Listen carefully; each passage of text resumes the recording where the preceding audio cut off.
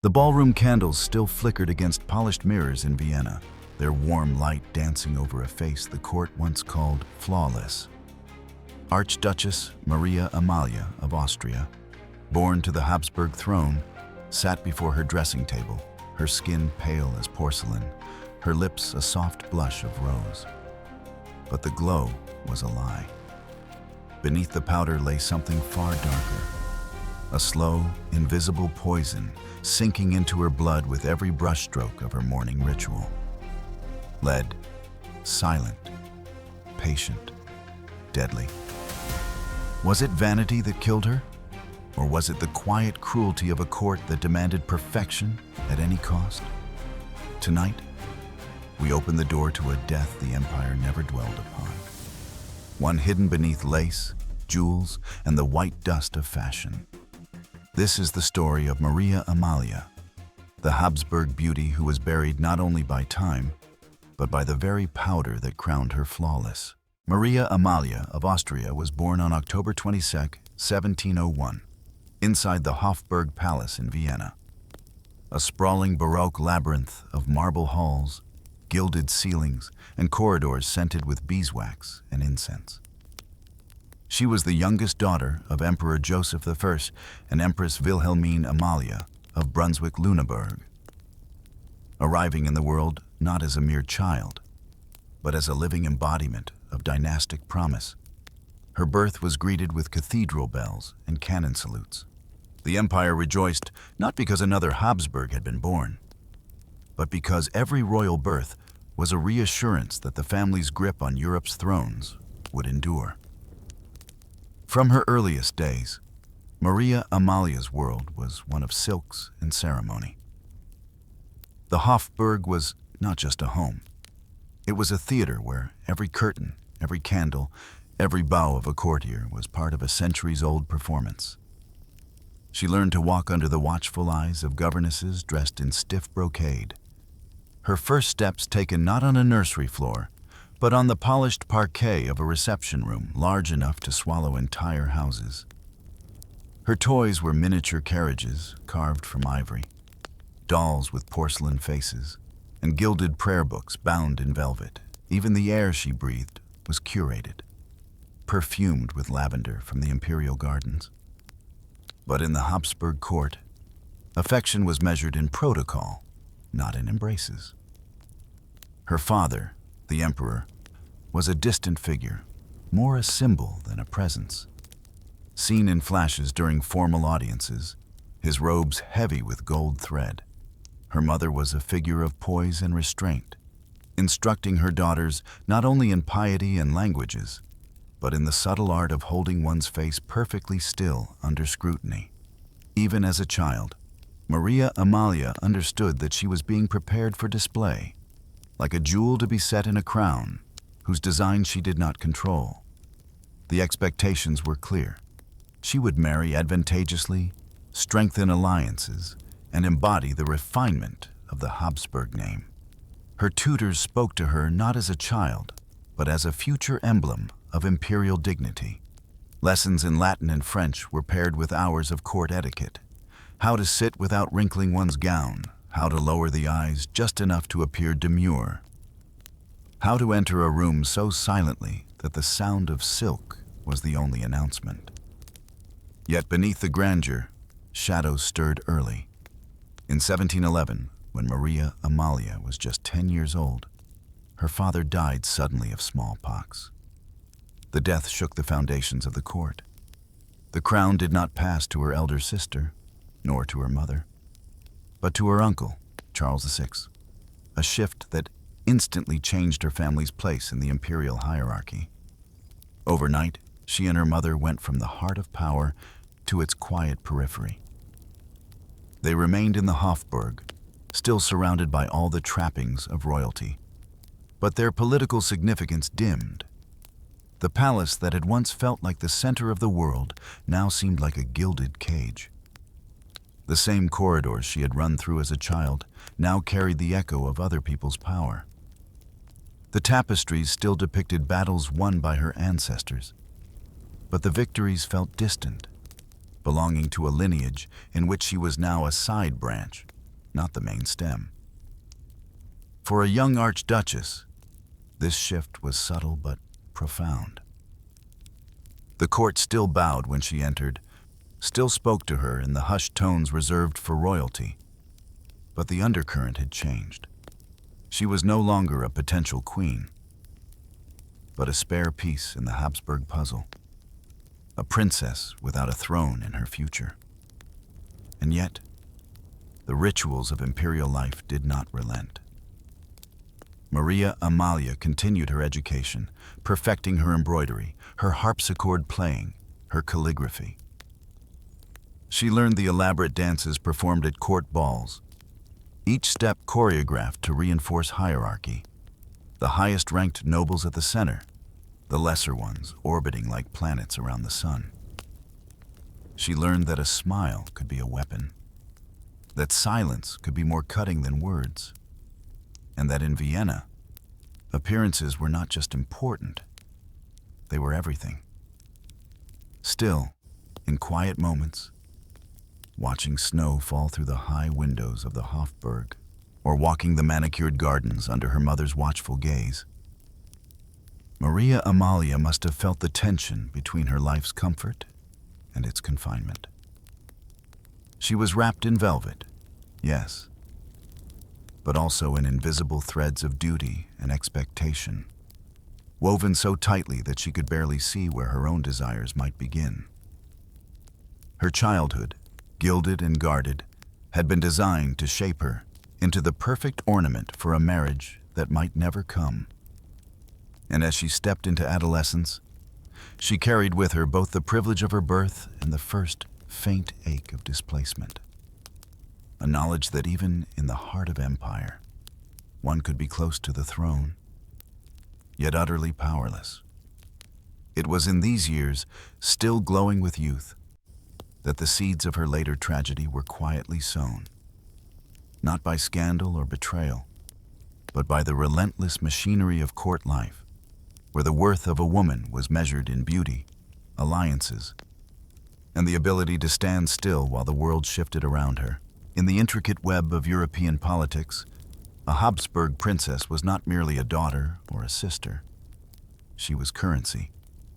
Marriage was the coin of power, each union brokered not for love, but for the delicate balancing of thrones, treaties, and dynastic claims. For Maria Amalia, the path seemed clear enough. She would be matched to a king, a prince, or perhaps an heir to a duchy. Her wedding would seal an alliance. Her children would carry two empires in their blood. But as the years passed, every potential match slipped away. In her late teens, whispers in the Hofburg suggested a union with a Bourbon prince, an alliance that might bridge the bitter rivalry between Austria and France. Envoys came and went, letters were exchanged, portraits sent across borders. Yet talks stalled. The political winds shifted, and what had once been a promising match became a liability. France turned its attention elsewhere, and Maria Amalia remained in Vienna, a pawn unplayed. Then came murmurs of a marriage into the German principalities, perhaps to strengthen ties within the Holy Roman Empire. Again, negotiations began, only to falter over dowries, territorial claims, and the ever-present question of succession. Her uncle, Emperor Charles VI, was a meticulous strategist when it came to dynastic policy, and he was reluctant to part with a niece who might serve his purposes later. One by one, the possibilities closed like doors in a long, echoing corridor. Meanwhile, Maria Amalia watched as her sisters and cousins departed the Hofburg in carriages laden with trunks, bound for glittering courts abroad. They became queens, electresses, grand duchesses. Their names were celebrated in foreign gazettes, their portraits hung in new palaces. And she, still the emperor's niece, still draped in brocade, remained in the same rooms where she had played as a child. Vienna was both her home and her prison. The imperial palace was a marvel to the outside world. Frescoed ceilings depicting celestial triumphs, grand staircases wide enough for a coronation procession, chandeliers dripping with crystal. But for Maria Amalia, its beauty had begun to feel oppressive. Every gallery she walked was lined with ancestors whose lives had been defined by their political marriages. Every painted face seemed to ask the same question: why not you? In truth, her situation was not entirely unique. Not every princess married. Some were sent to convents, others became patrons of the arts or caretakers of family estates. But Maria Amalia's unmarried state was different. It was not a choice, nor a vocation, but a lingering indecision of the court. She was kept available, as though the right alliance might materialize at any moment, yet never allowed to imagine a future of her own making. The years between 20 and 30 passed in a rhythm of court life that was both elaborate and monotonous. She attended balls and operas, her presence a reminder of the Habsburg dynasty's splendor. She hosted foreign dignitaries, her manners flawless, her French impeccable. She made the required appearances at religious festivals, kneeling in jeweled gowns before altars heavy with gold. But when the music ended and the candles guttered low, she returned to her apartments alone. In the privacy of her chambers, she read French novels and devotional texts, embroidered altar cloths for the court chapel, and composed letters to friends scattered across Europe. Letters that rarely spoke of herself in more than polite phrases. The roles she played in public left little room for confession. Her mother, Empress Dowager Wilhelmina Amalia, understood the peculiar isolation of being royal without power. She too had felt the shift from empress to dowager, from the center of imperial life to its shadowed edge. The two women maintained a close companionship, sharing walks in the palace gardens and afternoons in the private oratory. Yet even this bond could not soften the weight of what Maria Amalia lacked: the chance to shape her own destiny. At court, subtle gossip began to swirl. Not about scandal or impropriety, but about the wasted potential of the emperor's niece. Some speculated that she was too reserved, others that she lacked the political magnetism to secure a match. A few, more malicious, whispered that perhaps her health was delicate, and that potential suitors had been quietly warned away. The truth was simpler and sadder. In a chess game played on the map of Europe, Maria Amalia had become a piece too valuable to give away, but not vital enough to move. And so she stayed in place, year after year, watching the seasons change through the same palace windows. In the glittering theater of the Habsburg court, a princess without a marriage was like an aria left unfinished. Beautiful, but incomplete. Maria Amalia carried herself with the dignity expected of her rank. But the echo of what might have been followed her through every ballroom and chapel aisle. She was, in every sense, a royal figure framed and hung in the gallery of empire. Admired, preserved, but never allowed to step out of her gilded frame. And in that stillness, the seeds of her later fate took root, nourished by the quiet desperation of a life spent waiting for a door that never opened. The early 18th century was an age intoxicated with ornament. In Vienna's palaces, beauty was not merely admired. It was curated, constructed, and relentlessly maintained. For women of the Habsburg court, appearance was not a private matter of taste, but a public duty, a visual declaration of imperial stability and refinement. And in this theater of display, pale skin was the ultimate emblem of nobility. The whiter the complexion, the more distant from labor, sunlight, and the common world one appeared. It was not enough to be born into privilege. One had to wear it on the skin. And so, like her sisters and countless other women of rank, Archduchess Maria Amalia embraced the ritual of whitening powders and rouge, each application transforming her into the ideal image expected of a Habsburg lady. The powders of the Baroque and Rococo courts were a marvel to behold, smooth, luminous, able to conceal every imperfection under a porcelain sheen. But their beauty was a trap. At their heart lay lead carbonate, a mineral as toxic as it was fashionable. Applied daily to the face, neck, and décolletage, it seeped slowly through the pores, entering the bloodstream with an invisibility more dangerous than any dagger.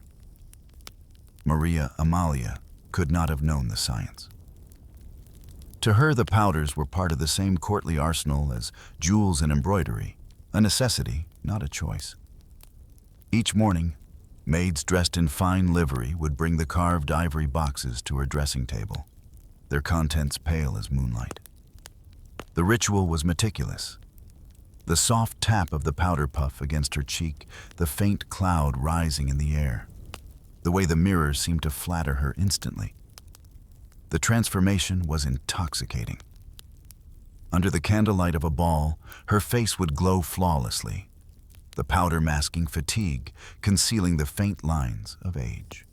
The courtiers would see only the elegance, never the cost.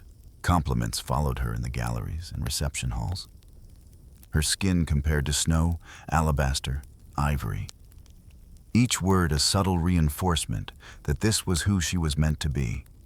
Untouchable, immaculate, ageless. Yet behind the sheen, the first shadows began to stir. Perhaps she noticed, in the quiet after a night of dancing, that her skin felt drier than before, that small cracks formed at the corners of her mouth. Perhaps she ignored the occasional dizziness, the faint metallic taste on her tongue, dismissing them as the price of late hours and rich food. And why question it? The powders were used by every lady of standing. To abandon them would have been not only unfashionable, but socially incomprehensible. Still, the expectations bore down on her with the weight of marble. At official portraits, she sat for hours in stiff brocade, her face a frozen mask of composure, the artist layering paint to match the pallor the court adored. At religious ceremonies, she knelt under towering wigs and veils, her cheeks faintly rouged to offset the whiteness, her lips tinted just enough to appear alive. It was not vanity in the common sense. It was survival in a society where a woman's influence could be sustained or lost by the turn of a head in the ballroom. An imperfect complexion could spark whispers, whispers could dim a reputation, and a dimmed reputation could mean exile to the social shadows. For Maria Amalia, already a princess without a political role or marriage prospects, her beauty was one of the few currencies she could still spend. The court may have forgotten her in matters of state, but it had not stopped watching her across the length of a reception hall. And so, the powder became both her crown and her chain.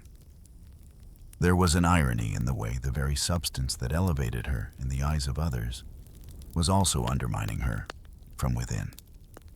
But that irony would have been invisible to her in those years. She had been taught to see beauty as duty, to believe that the image reflected in her gilded mirror was as much a part of her identity as her Habsburg bloodline. To let that image fade would be to let the last of her influence slip away. The candlelit nights went on, the ceremonies repeated, the powders pressed deeper into her pores. And in each passing season, unseen, the poison tightened its grip. It crept into her veins as silently as court gossip, eroding the very body that carried her through those endless corridors of protocol. In the portraits from this period, her gaze is serene, her skin luminous, her figure draped in silk and lace. But no canvas can tell the truth of the faint tremor in her hands, the occasional fog in her thoughts, or the heaviness in her limbs when the guests had gone and the music was silent. Maria Amalia remained, to all who saw her, the perfect Habsburg lady, radiant, unblemished, eternal. Only the lead, patient and unrelenting, knew otherwise. It was already writing the end of her story, one delicate brushstroke at a time. The first signs were easy to dismiss. In the relentless calendar of the Viennese court, fatigue was common: late-night banquets, endless masses, the strain of ceremonial dress. So when Maria Amalia began to tire more quickly than before, it drew no immediate alarm. She simply lingered longer in her chair between dances, or leaned a touch more heavily on the arm of a lady-in-waiting when descending a staircase. But the whispers started when her complexion, once the envy of the court, began to change in ways even powder could not fully conceal. Beneath the white lead mask, her skin grew sallow.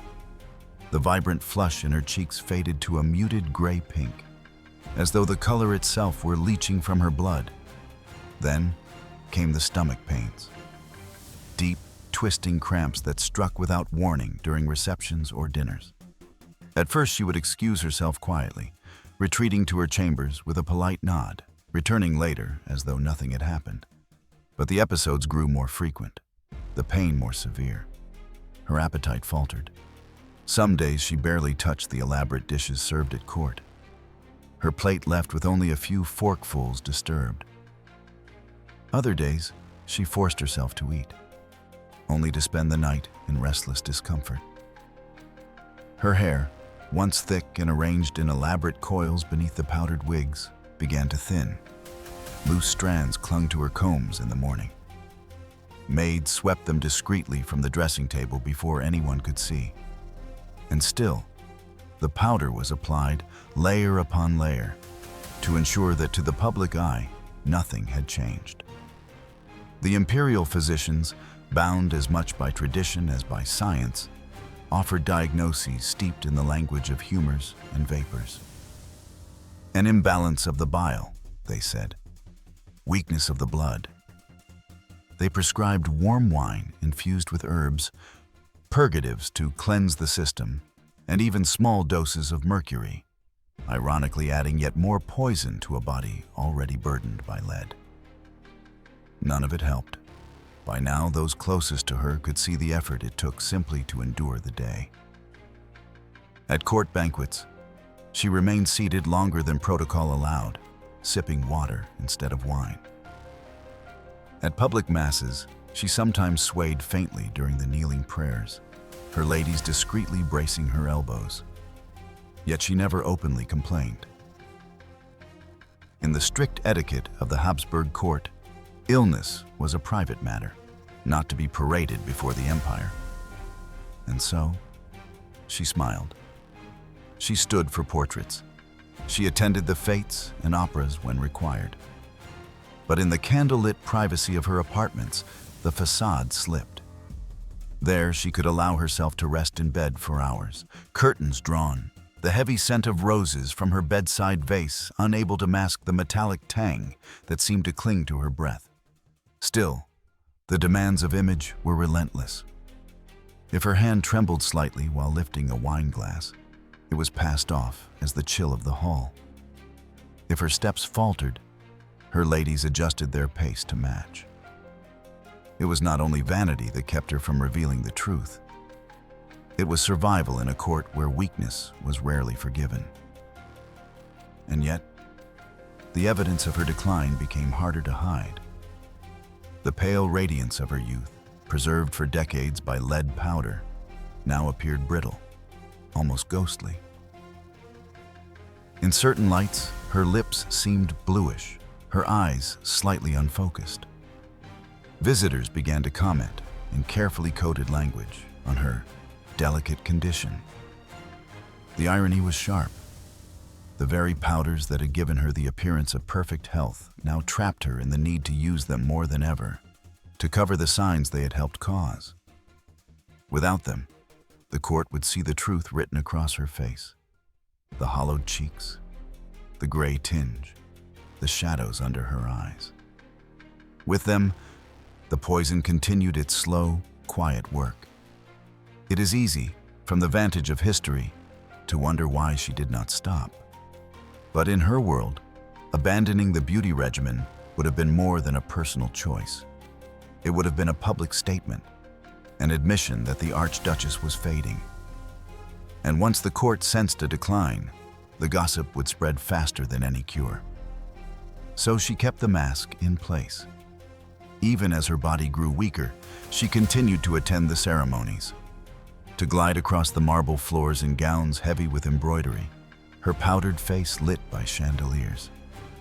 Every smile, every appearance was a small act of defiance against the encroaching truth. That beneath the silk and the powder, Maria Amalia was being undone from within. Her blood laced with the very substance that had made her beautiful in the eyes of the world. By the middle of the 1750s, the changes in Archduchess Maria Amalia were no longer confined to her body. They had begun to seep into her mind, as insidious and irreversible as the poison in her blood. Lead, long absorbed through her skin and ingested by the faint trace it left on her lips, was now tightening its grip on her nervous system. At first, it was small lapses, forgotten names at dinners, a hesitation before responding to an old friend's greeting, losing the thread of a conversation halfway through. Those closest to her excused it as fatigue or distraction. After all, life at court was a constant performance, and anyone could be forgiven a moment's slip. But the moments multiplied. Her handwriting, once an elegant ribbon of ink across the page, began to waver. Letters leaned awkwardly. Words trailed off unfinished. In private correspondence, she would circle back to the same thought twice, as if she had forgotten she had already written it. Then came the tremors. At first, so faint they could be hidden by folding her hands in her lap. They soon became impossible to disguise. When she lifted a porcelain teacup, the liquid trembled against the rim. Embroidery, once a pastime she mastered with perfect stitches, now left uneven, tangled threads. The court physicians offered the same vague prescriptions as before: rest, tonics, controlled diets. Some suggested leeching to draw out the bad humors. Others the application of heated metal plates to her spine to stimulate the nerves. None of these treatments addressed the true cause. None of them could. Her mood shifted without warning. On some mornings, she was animated, speaking rapidly, moving through her apartments with the brisk authority of her younger years. By evening, she could be withdrawn, staring at the same point on the wall, as though it held an answer she could not reach. Servants noticed she sometimes failed to recognize them, greeting a lady-in-waiting of 10 years as if she were a stranger. The most troubling change, however, was her increasing retreat from public life. For a woman whose presence at court had once been part of the imperial rhythm, her absences became glaring. Invitations to state dinners went unanswered. She appeared at operas less and less, and when she did, she kept to her box, the powder on her face thicker than ever, the shadows under her eyes visible even from the rows below. Inside the palace, the whispers grew bolder. Nobles speculated about her melancholia, her failing faculties. In the absence of medical knowledge, such changes were often read as moral weakness, even spiritual failing.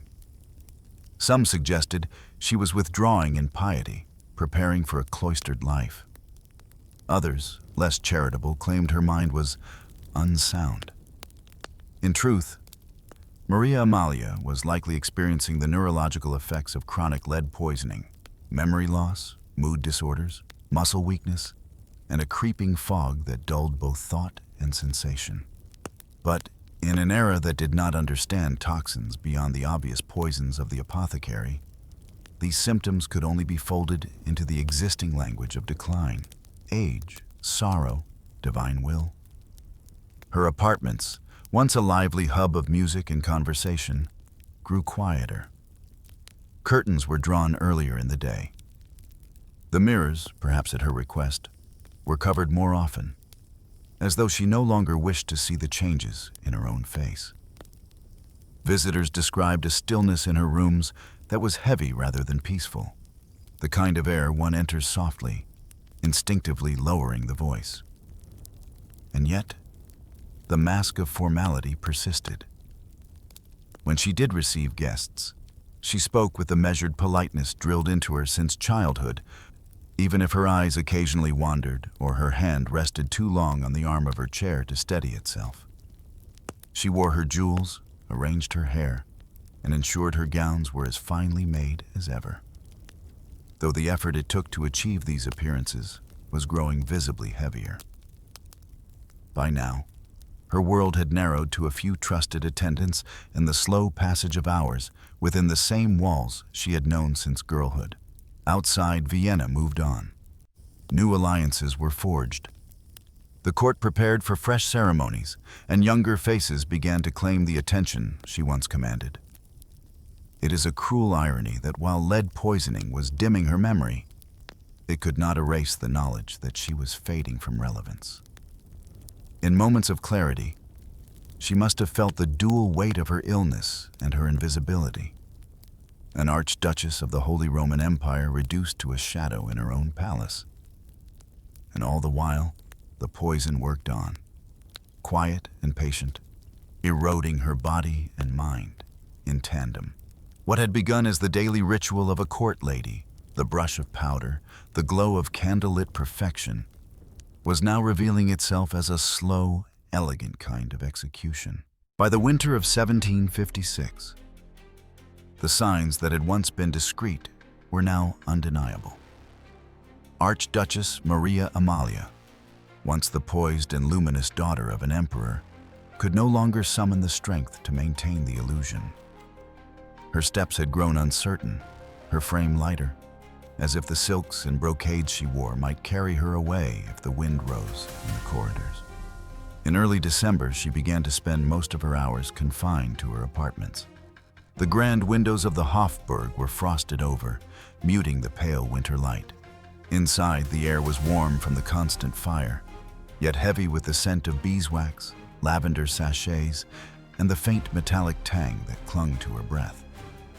Servants moved with deliberate quiet. Every sound seemed amplified in those rooms. Her breathing had become shallow, sometimes catching as if she had climbed a great staircase when she had only shifted in her chair. Even the simple act of rising from bed required 2 attendants to steady her arms. The once graceful Archduchess, who had glided through ballrooms, now leaned heavily on others, her movements careful, slow, deliberate. Meals were reduced to light broths and morsels of soft bread. She no longer touched the elaborate feasts sent from the palace kitchens. Some days she refused even the broth, sipping only water in tiny swallows. Her once rosy lips were pale. Her cheeks had hollowed so that the fine bones of her face seemed sharper beneath the still perfect mask of powder. The physicians, summoned daily, spoke in the same vague, archaic terms: sapping of strength, weakness of the humors, failure of the vital organs. They applied poultices, suggested warm compresses, and prescribed drafts of herbal infusions. They did not name the poison. Perhaps they did not know. Perhaps they did not dare to name what no remedy could cure. Her symptoms now read like a list from a modern medical journal of lead toxicity: chronic fatigue, shortness of breath, erratic heartbeat, tremors, abdominal pain, lapses in memory. But in the 18th century court, such patterns were interpreted as a mysterious wasting illness, something beyond the reach of earthly cures and best eased by prayer. Maria Amalia herself seemed to sense the nearness of the end. She grew quieter, her once sharp eyes turning reflective, almost distant.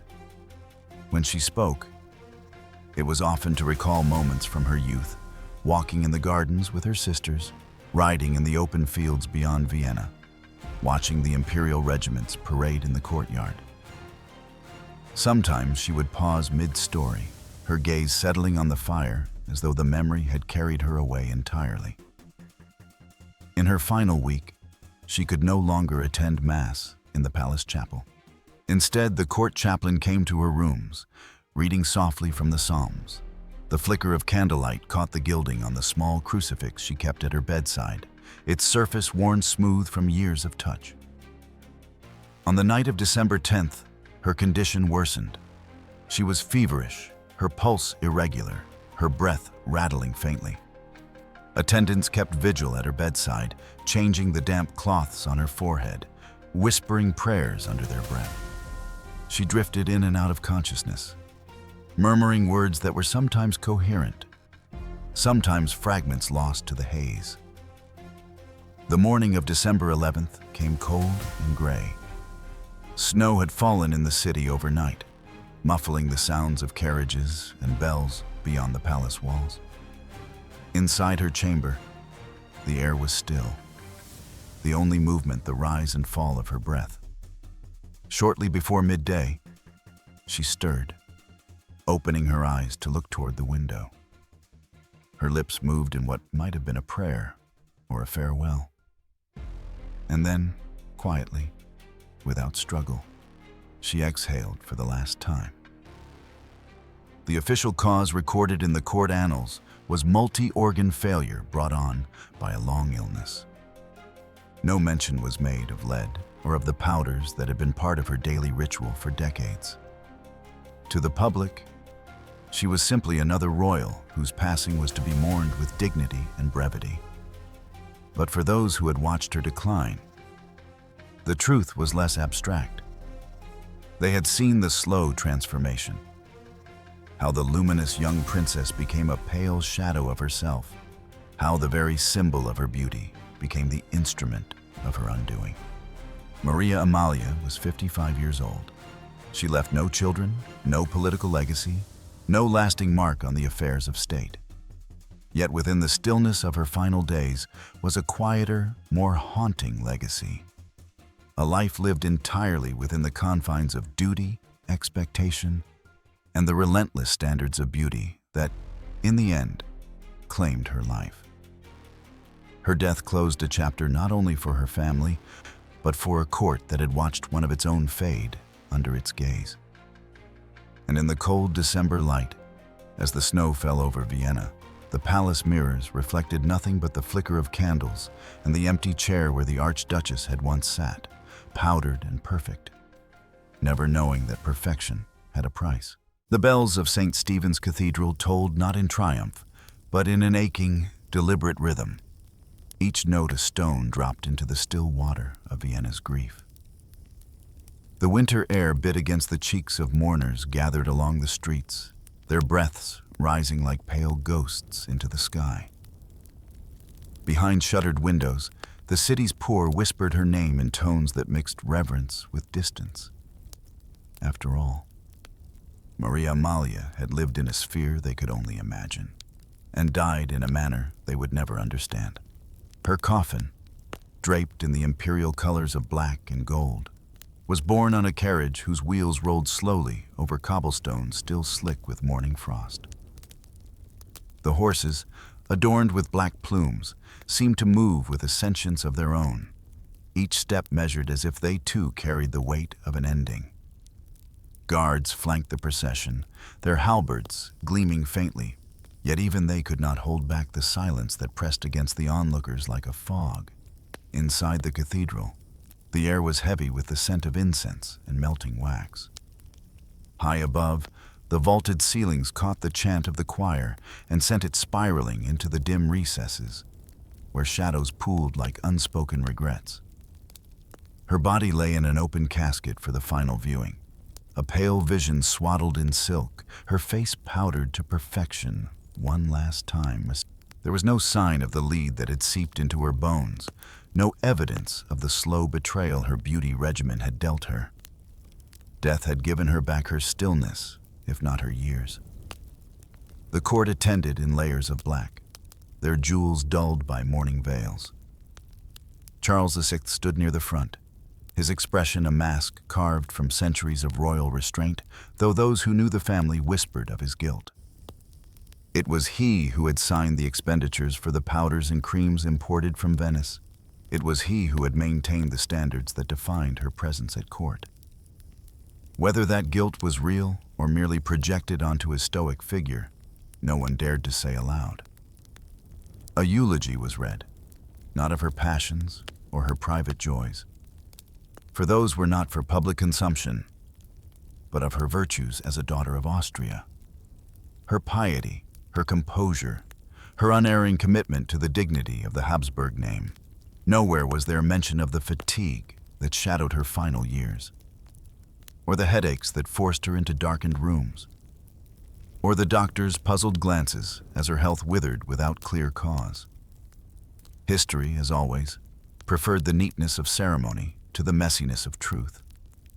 When the coffin was closed, the sound echoed like a seal on a letter, never to be opened again. Pallbearers carried her into the crypt beneath the cathedral, where the dynasty's dead lay in ornate sarcophagi, cold stone guardians of bloodlines long interwoven. Her resting place was marked, but her story was already slipping away, absorbed into the collective memory of an empire that moved forward without looking back. Yet in small ways, she lingered. The palace maids spoke of her gentleness, the way she addressed them by name rather than title. Artists remembered her as a patron of delicate, almost melancholic portraits, works that now hung in salons with no one to explain the sadness in her eyes. And among apothecaries, a quiet debate began. Was the beauty worth the risk? They had seen noble women fall ill before, but Maria Amalia's death gave the whispers a sharper edge. Outside, as the last mourners dispersed into the pale light of afternoon, Vienna returned to its rhythms. Carriages rattled over the stones. Vendors called out their wares, and somewhere a child laughed, a sound both alien and intrusive on a day draped in solemnity. In the cathedral's crypt, the air was still, the silence absolute. Maria Amalia had gone where no powder, no jewel, no title could follow. And yet, in that stillness, she became more than an archduchess. She became a caution, a shadow cast over every mirror in which beauty was measured by the whiteness of a face. Her funeral closed a chapter the empire would not read again, but her legacy, quiet, uncredited, would remain in the uneasy pause of every hand that hovered over a powder box. History rarely tells the truth in a single voice. For centuries, Maria Amalia of Austria's death has been filed away under the polite, neutral phrase, natural causes. Yet when we trace the scattered threads, court records, household accounts, surviving letters, we begin to see the outline of something more complex, more human, and more tragic. First, there is the question of the lead. Cosmetics in the 18th century were not mere decoration. They were armor. In a court obsessed with perfection, a bare face was a political liability. Lead-based white powder masked smallpox scars, uneven skin tones, and the natural flush of life. It was as much a part of royal attire as a crown. And the Habsburg court, with its rigid ceremonial hierarchy, left no room for a woman, especially an archduchess, to appear anything less than pristine. When historians examine this through the lens of toxicology, the pieces align with chilling precision. Chronic exposure to lead carbonate causes muscle weakness, gastrointestinal distress, migraines, and over time, neurological decline. Maria Amalia's final months, as described by witnesses, fit this pattern almost perfectly. One lady-in-waiting wrote of a fatigue that clung to her bones and hands that trembled when holding even a fan. These were not the signs of sudden illness, but of a body slowly surrendering to a poison applied daily, perhaps without her even knowing the cost. Then there is the absence of urgency in the medical care she received. Royal physicians of the era were bound by tradition as much as by science. Many still believed in balancing humors rather than identifying toxic substances. Lead poisoning, though observed in certain trades, was rarely linked to cosmetics in the aristocracy, because to acknowledge it would have been to indict the entire court culture. In effect, to save Maria Amalia would have meant questioning the beauty rituals of queens, duchesses, and empresses. That was unthinkable. Yet, perhaps the most haunting part of her story is not the poison itself, but how quickly the empire moved on. Her funeral was dignified, yes, but it was quiet, overshadowed by court events, political negotiations, and the daily machinery of empire.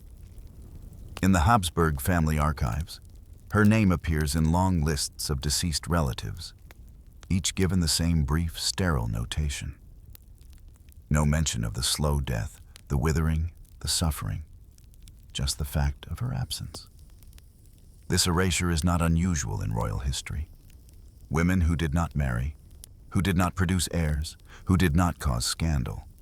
These women often vanish from the narrative unless their deaths serve a larger political story. Maria Amalia's passing did not shift borders or ignite succession crises. It was, for the empire, a footnote. For her, it was everything. Today, historians attempt to resurrect her in fragments. A surviving miniature portrait reveals a face both delicate and reserved, the kind of beauty that feels untouchable yet fragile. A ledger of her household expenses shows purchases of lead-based powders and Venetian ceruse, imported at great cost. Letters from her mother speak of days spent mostly in chambers and the need for warm compresses against the temples.